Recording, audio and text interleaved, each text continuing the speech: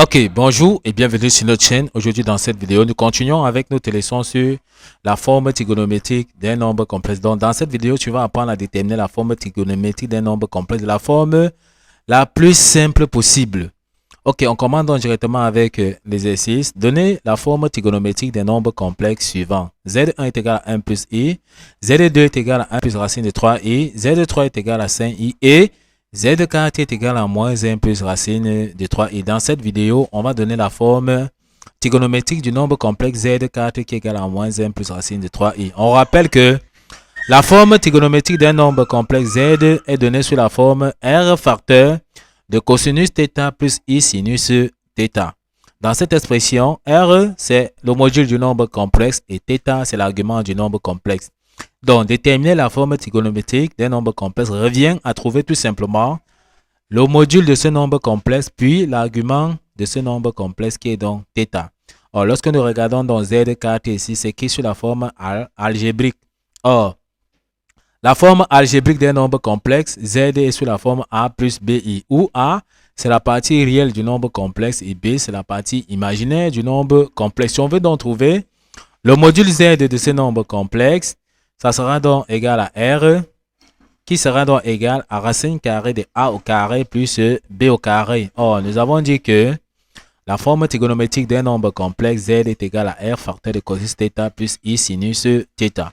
Comment on trouve donc θ qui est dans l'argument du nombre complexe? On dit que cosinus de θ est égal à A sur R. A, c'est la partie réelle du nombre complexe et R, c'est le module du nombre complexe. Sinus θ est égal à B qui est dans la partie imaginaire du nombre complexe sur R qui est dans le module du nombre complexe.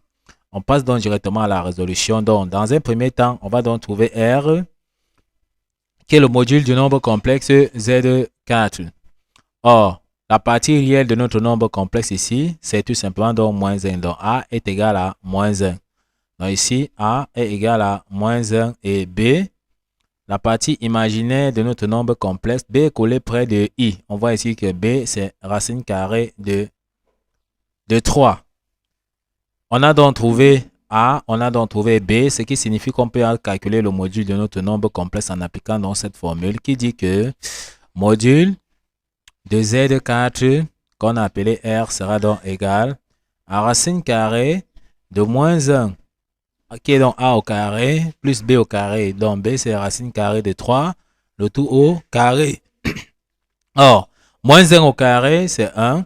Racine de 3, le tout au carré c'est 3. Donc on aura donc racine carrée de 1 plus 3. Or, module de Z4 qui est égal à R sera donc égal à racine carrée de 1 plus 3, c'est tout simplement donc 4.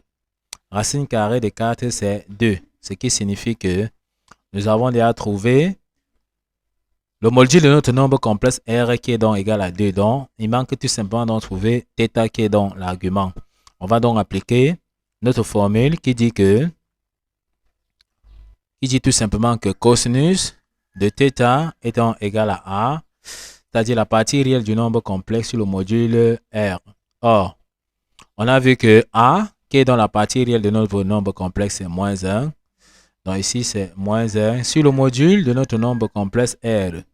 Or, R, c'est tout simplement donc 2. Ce qui signifie que cosinus de θ est égal à moins 1,5. De la même façon, on va trouver sinus de θ. Or, sinus de θ est tout simplement donc égal à B, qui est dans la partie réelle de notre nombre complexe sur R, qui est dans le module. B qui est dans la partie imaginaire de notre nombre complexe sur le module R de notre nombre complexe. Or, on a déjà vu que B c'est racine carrée de 3 et R c'est toujours 2, c'est-à-dire R qui est dans le module. Ce qui fait qu'on aura donc racine carrée de 3 sur 2.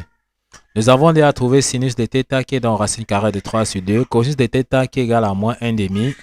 On se pose donc la question à savoir quel est donc l'angle dont le cosinus vaut moins 1,5 et le sinus vaut racine carrée de 3 sur 2. On va donc se référer sur notre cercle trigonométrique qu'on va donc essayer d'esquisser. On voit que voici notre cercle trigonométrique, voici l'axe des cosinus, voici l'axe des sinus. On sait que l'angle pi sur 3, qui est dans l'angle de 60 degrés, Lorsqu'on projette ceci sur l'axe des cosinus ici, ça nous donne 1,5.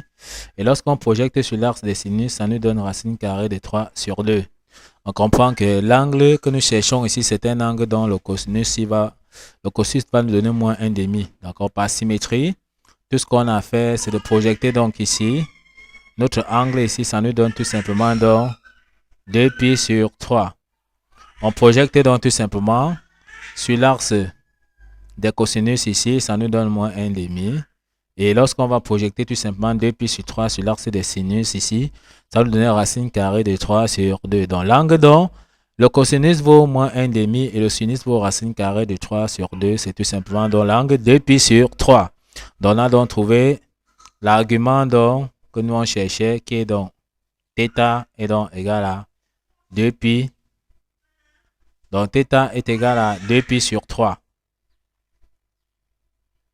On a donc trouvé θ qui est 2π sur 3. On a trouvé le module de notre nombre complexe R qui est dans 2. Ça veut dire qu'on peut écrire la forme trigonométrique qui est R cosinus de θ plus I sinus de θ. Donc on écrit dans la forme trigonométrique de Z 4 qui sera donc égal à R qui est dans 2. On ouvre la parenthèse. Cosinus de θ. θ c'est 2π sur 3. Plus I sinus de θ. θ qui est 2π sur 3. On ferme dans la parenthèse. On peut donc encadrer tout simplement notre résultat. Donc, voici la forme trigonométrique de Z4 que nous avons donc trouvé. Ok, on vous laisse dans le soin de donner la forme trigonométrique de Z1, de Z2, de Z3 en commentaire. Nous allons vérifier si vous avez donc donné la bonne réponse. S'il y a des soucis de résolution, n'hésitez pas de nous laisser en commentaire. Ok, nous sommes donc arrivés au terme de cette vidéo. Ne manquez pas de vous abonner à la chaîne, de liker la vidéo, de partager la vidéo aux proches et amis et d'activer donc la cloche de notification pour ne plus manquer nos prochaines vidéos. Sur ce, à bientôt!